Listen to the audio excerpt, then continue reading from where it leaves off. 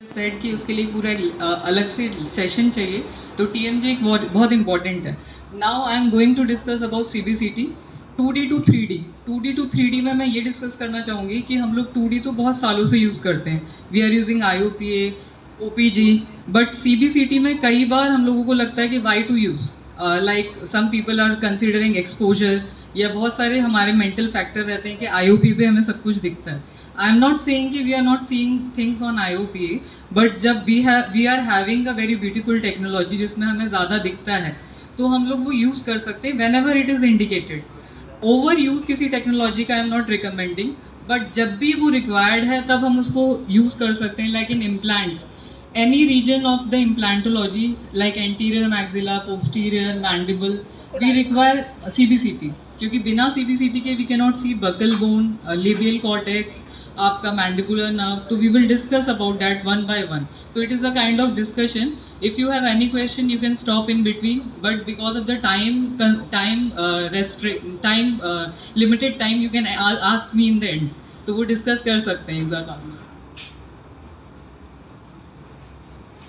Basically इस slide में मैंने ये बताया है कि हम लोग इवॉल्व हो रहे हैं in every field. We are using smartphone. पहले हम नोकिया यूज़ करते थे, छोटा फ़ोन यूज़ करते थे, 3315 आता था जो एंटीना वाला भी फ़ोन यूज़ किया हुआ है, और अभी हम लोग सब स्मार्टफोन यूज़ कर रहे हैं, एप्पल यूज़ कर रहे हैं, फेसबुक भी फ़ोन पे देखते हैं। इनिशियली मुझे याद है कॉलेज के दिनों में हम लोग लैपटॉप्स पे फेसबुक और सब कुछ चलाते थे। तो टेक्नोलॉजी इवॉल्व हो रही है। सिमिलरली बाकी चीज़ों में भी बात करें, टीवी पहले कलर टीवी आता था, अभी LCD और LED आ गए हैं। सिमिलरली अगर हम रेडियोलॉजी और डेंटिस्ट्री पे बात करें तो उसमें भी इवोल्यूशन हुआ है। IOPA से हमारा OPG आया है और फिर CBCT आया है। तो we are having a newer technology जो कि 2 डिकेड्स अभी हो गए हैं उसको आए हुए। CBCT काफ़ी टाइम से एग्जिस्ट करता है in India also, and we are using it also, but we should start using in our day to day practice whenever indicated. अब जो न्यूअर मशीन्स हैं उसमें CMOS सेंसर है जो कि हम IOP के लिए भी यूज़ करते हैं, तो एक्सपोजर इतना नहीं है। और if you are taking a 5x5 view, 5x5 मतलब बहुत ही छोटा सेक्शन होता है, 3 से 4 दांत आपके आते हैं, तो अगर हम वो यूज़ कर रहे हैं इम्प्लांट्स के लिए, सिंगल इम्प्लांट है, 2 इम्प्लांट्स है, या और किसी चीज़ के लिए, तो बहुत ही कम एक्सपोजर है इवन इन फुल माउथ। तो it is not should be compared with the CT। CT is a different modality, तो CT के बराबर एक्सपोजर नहीं है, इसमें काफ़ी कम एक्सपोजर है हमारा CT से। अगर हम लोग कंपेयर करें तो CT से CBCT का कोई कंपैरिजन नहीं है। सेकेंड, इसमें क्या है, हमारा बोन जो विंडो है that is very clear if we compare to CT। CT में सॉफ्ट टिश्यू ज़्यादा अच्छा आता है, CBCT में हमारा बोन विंडो बहुत अच्छी आती है। This is just for showing 2D and 3D। 2D में एवरीथिंग लुक्स ब्यूटीफुल, IOPA पे अगर हम देखते हैं या OPG पे देखते हैं, but when we see 3 dimension तो समटाइम वी सी कि there is a loss of, like there is a pathology, या बोन लॉस होगा या कुछ और होगा, तो पैचेस दिख सकते हैं आपको अगर पूरा देखें तो आगे से ब्यूटीफुल लगता है। पर इम्प्लांटोलॉजी में अगर आप देखोगे तो कई बार लेबल कॉर्टेक्स में भी इम्प्लांट हो सकता है, और कई बार आपका लिंगुअल कॉर्टेक्स में भी हो सकता है। दीज आर द 3 सेक्शन, हम सबको ही पता है, सजाइटल, कोरोनल और एक्सियल। तो इन 3 प्लेन्स में हम एवेल्युएट कर सकते हैं। स्कैन्स हमारे पास आते हैं जब भी हमारे पास CBCT आता है, तो axial means we are stacking this type, coronal is your this, and sagittal is your this. तो we are use to seeing these 3 sections. पर I have a request with all of you, एक बार CD भी हम लोगों को देखना start करना चाहिए, क्योंकि 3D दांत के साथ जब हम डील कर रहे हैं तो we should use the technology as a 3D। तो एक बार अगर आप वो स्क्रॉल करके देखेंगे तो बेटर विजुअलाइजेशन आएगा उसका। Softwares are very doctor friendly, तो सब कुछ उसमें दिखता है। तो स्कैन्स आर ऑल्सो गुड, पर एक बार अगर हम CD भी देखना स्टार्ट करें तो आपकी केस प्लानिंग बेटर होगी, because whatever planning you are getting it is one of the planning, but clinical correlation ज़रूरी है हर चीज़ का, जो भी प्लानिंग आई है, because you are placing that implant. तो अगर किसी ने 5x7 प्लान किया है, लेकिन वो सेंटर के हिसाब से प्लानिंग है, बकल और उसमें 8 mm की विड्थ है, if you are going toward the buccal or lingual तो आपकी पूरी प्लानिंग चेंज होती है। तो you can not blame a radiologist for that. तो अपनी भी एक प्लानिंग आप उसके हिसाब से बना सकते हैं कि हम कहाँ पे प्लेस कर रहे हैं, क्या प्लेस कर रहे हैं, तो you should start that also. तो that is very easy if you start looking software. Scans तो आप देख ही सकते हैं, पर एक सेकेंड आप प्लानिंग ले सकते हैं अपने लिए कि हम कहाँ प्लेस कर रहे हैं, क्योंकि सेम कोरिलेशन हमें बोन पे करना है जो हमें स्कैन में दिख रहा है। स्कैन में I can see this region, but same आपको पेशेंट माउथ में वहीं पे रेप्लिकेट कर रहे हो तो you will find a same distance, क्योंकि CBCT की एक्यूरेसी इज़ वेरी गुड। मतलब 6 mm है तो 6 mm आपको क्लिनिकली मिलेगी। बहुत ही कम केसेस में होता है कि there is a discrepancy. Then anterior maxilla, I am discussing the region जिसमें हमें ज़रूरत पड़ती है। If we are dealing with the anterior maxilla, labial plate बहुत थिन होता है हमारा, तो वो आपको आईओपी पे कुछ ज़्यादा इवेल्युएट नहीं हो पाएगा। 1 mm है, 0.75 mm है। कई बार अगर आप इमीडिएट, क्योंकि आज टॉपिक इमीडिएट इम्प्लांट्स है, कई बार आप दांत निकाल रहे हो उसके साथ पूरी प्लेट ही बाहर आ जाती है, तो ग्राफ्टिंग और बोन एग्यूमेंटेशन की ज़रूरत हो सकती है। तो सीबीसीटी पे वो बिफोर हैंड आप प्लान कर सकते हो, तो there will be no surprises. जब आप करने जा रहे हो तो आप पेशेंट को बता के रखोगे कि ये चीज़ें हो सकती हैं, तो यू कैन प्लानिंग। तो ओपीजी में कैन एनीवन टेल कि इसमें क्या क्या हम लोग पहले से प्लान कर सकते हैं। I will show the CBCT of the same patient of the same region. Like इसमें बोन हाइट हम देख सकते हैं ओपीजी में, पर मैग्निफिकेशन का फैक्टर रहता है जो कि सीबीसीटी में 1:1 का रेशियो है। जितना दिख रहा है उतनी हाइट है। ओपीजी में it depends on machine to machine कि 1:3 का है या 1:2 का है। That will depend on your machine, different machine which is giving you OPG. तो ट्रू पैन इमेज नहीं है उसमें जो हमारे पास सीबीसीटी में है। और क्रॉस सेक्शन में जो हमारी हाइट और विड्थ है वो प्रॉपर आती है। These are the cross sections of the same patient. तो ये क्रॉस सेक्शंस इम्प्लांट्स में हमें बेसिकली क्रॉस सेक्शंस की ज़रूरत पड़ती है। ये क्रॉस सेक्शंस दिख रहे हैं आपको, तो हमें हाइट इसमें दिख रही है 16.58, this is 3.91 and you can see this region, this is a buccal defect. यहाँ पे लेबियल बोन नहीं है आपका, तो you have to plan for bone augmentation when you will raise the flap. और इसका prosthetically that is different topic की, इसका वो प्लानिंग तो अलग से रहेगी। Then the second is maxillary sinus in maxilla, that is very important, जिसके लिए सीबीसीटी की ज़रूरत है। क्योंकि अगर हम मैक्सिलरी साइनस कर रहे हैं आईओपी पे, तो आईओपी पे आपको बोन फ्लोर तो दिख जाएगा पर डिस्टेंस ऑफ द बोन नहीं दिखेगा कि क्रेस्ट से डिस्टेंस कितना है प्रॉपरली। तो if you are planning for a sinus lift या लेटरल विंडो आप ओपन करने का सोच रहे हैं, तो उसके लिए आपको बोन वॉल्यूम पता होनी चाहिए। Like I am having 4 mm bone, 5 mm bone, कितनी बोन है। तो this is the sinus floor. ये लेटरल वॉल, ये आपको मेजल वॉल दिखेगी, यहाँ पे हमारा क्रेस्ट है। तो ये distance is very important for doing the implant. And थोड़ा आपको बोन क्वालिटी का भी आइडिया हो जाता है। Proper bone quality is not, bone quality is relative in CBCT. D1, D2 these densities are relative because Hounsfield unit is not in CBCT.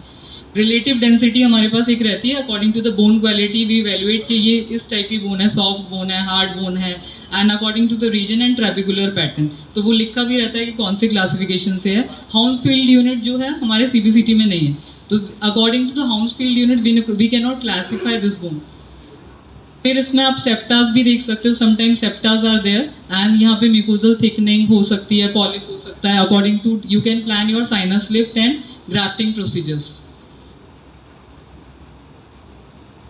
Posterior superior alveolar artery भी कई बार मिलती है, that is very high. ये आपको अगर lateral window open कर रहे हैं तभी चांसेस हैं, पर it is also present in this lateral wall. यहाँ पे इसकी पोजीशन रहती है, वैसे मोस्टली ऊपर ही रहती है, पर कई बार जब आप जब डायरेक्ट साइनस लिफ्ट करेंगे तो हैमरेज के चांसेस हैं and it is very difficult to control. तो इसको भी सीबीसीटी में हमें एक बार देख लेना चाहिए कि if we are having a low position of the superior alveolar artery then we should take a notice of this.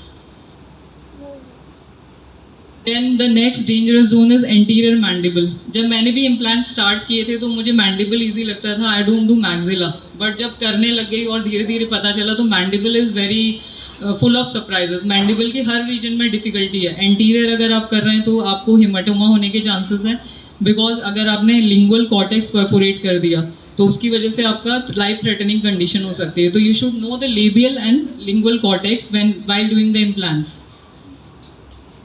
This is your incisive canal. एक ऐसा रेडियोलुसेंसी दिखती है आपको लिंगुअल साइड पे, ये एंटीरियर सेक्शंस में देखना है जब भी आपको दिखेगी।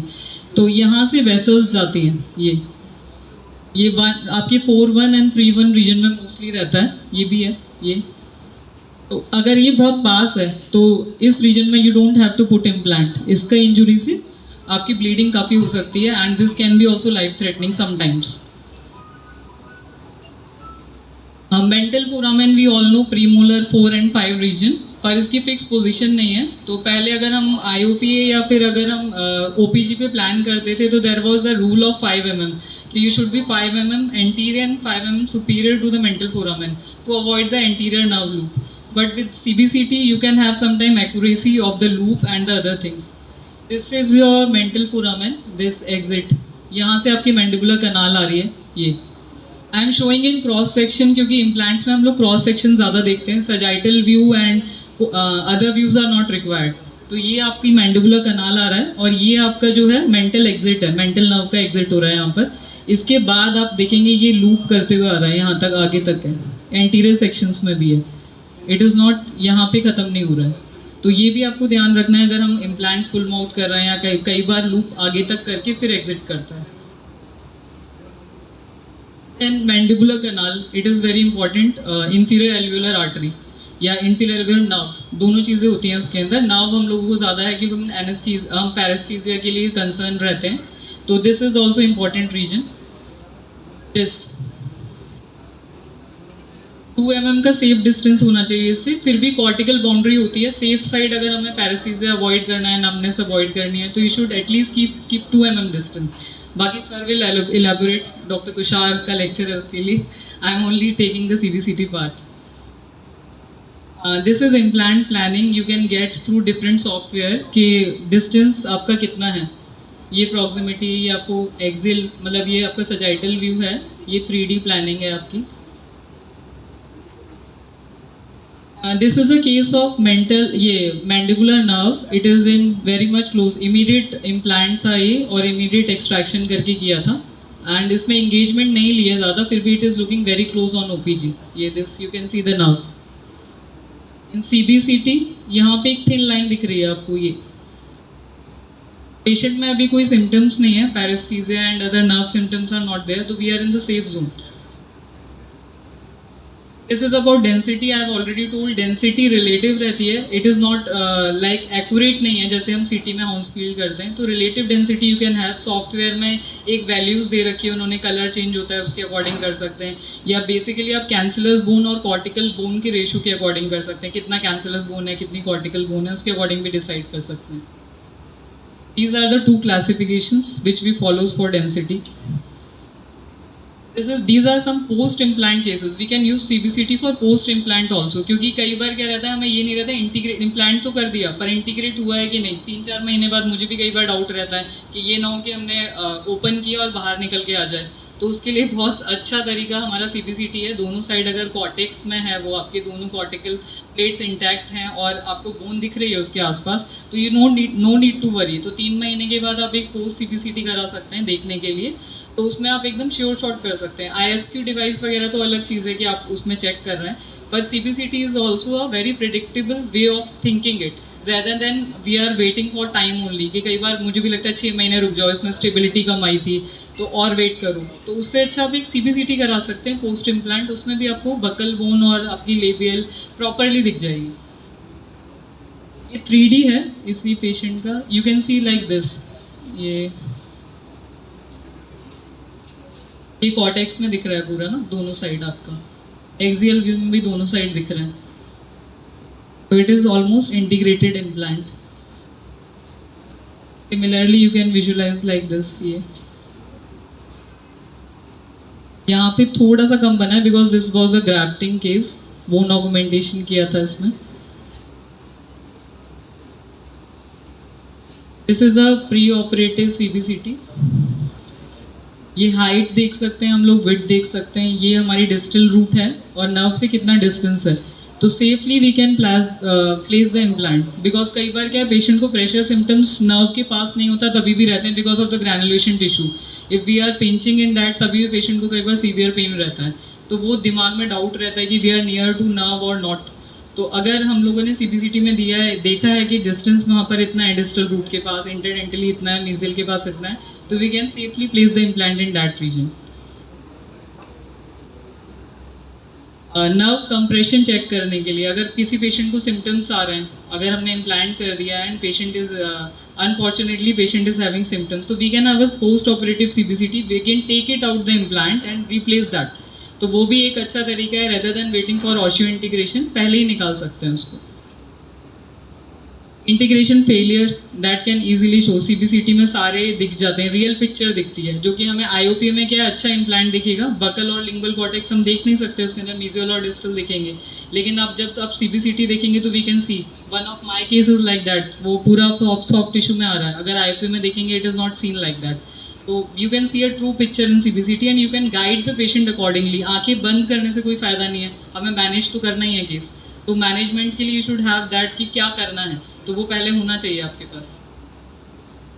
Displacement, that is rare nowadays, but still if you can have such cases, so you can evaluate properly.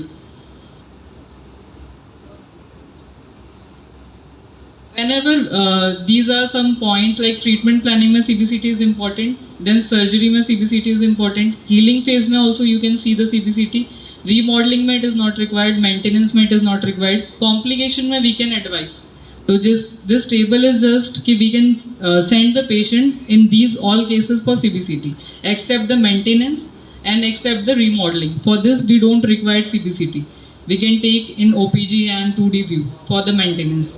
For healing phase is like for assessing the integration, or if you have put a graft, in that case you can advise CBCT. So there is no harm in advising that, because we will be sure about that. Or if single implant is there, exposure is not much, and even for full mouth, if you have 6 or 10 implants in the mouth and you are advising CBCT, so you will be sure for the prosthesis and when to open, when not to open.